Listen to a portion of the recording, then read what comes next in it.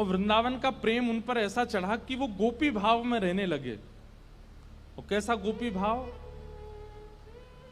श्रृंगार कर लेते, बिंदी लगा लेते, मांग में सिंदूर भर लेते, बड़े बड़े केश कर लिए थे, पैरों में नूपुर पहनते, हाथों में चूड़ियां पहनते और लहंगा पहन करके और बढ़िया सुंदर श्रृंगार करके किसी के सामने नहीं जाते थे। अपने गोपाल जी उनको तैयार करके, उनका श्रृंगार करके उनका भोग लगा के उनके सामने नाचते थे, अपने ठाकुर जी के आगे, और किसी को नहीं दिखाते थे, बस अपने ठाकुर जी को दर्शन कराते थे।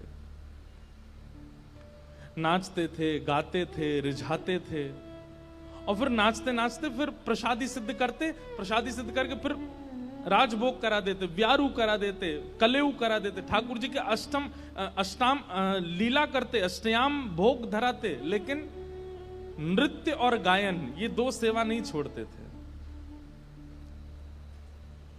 लेकिन धीरे धीरे वैष्णवों ने उनको देखना ढूंढना शुरू कर दिया, लोग उनकी कुटिया में जाने लगे। तो वैष्णवों को तो वो बैठने देते थे, बोले आप सब तो ठाकुर जी के समान हो, आपके सामने तो मैं नाच सकता हूं। सब लोग इधर देखो, ध्यान से, आवाज आ रही है हमारी? नृत्य कर रहे थे। नृत्य की ख्याति ऐसी हुई कि एक बार एक बहुत श्रेष्ठ नृत्य करने वाला व्यक्ति आया और उसको किसी ने कहा कि भाई हमारे यहाँ एक साधु हैं, वो किसी के आगे नृत्य नहीं करते, ठाकुर जी का, एक बार उनके नृत्य देख लो आप। तो बहुत बड़े नृत्य करने वाले ने जब उनका नृत्य देखा तो वो बोला कि महाराज मैं बड़े बड़े दरबारों में जाकर के नृत्य करता हूं, ऐसा नृत्य मैंने आज तक नहीं देखा। सब लोगों ने कहा बोले भैया ये ठाकुर जी के लिए नृत्य करते हैं। लेकिन उस नृत्य करने वाले ने किसी बादशाह को खबर करा दी कि वृंदावन में एक महात्मा है, और बोले वो गोपी बनकर के अपने ठाकुर जी के आगे नृत्य करते हैं और गाते हुए नृत्य करते हैं, ऐसा नृत्य मैंने आज तक नहीं देखा।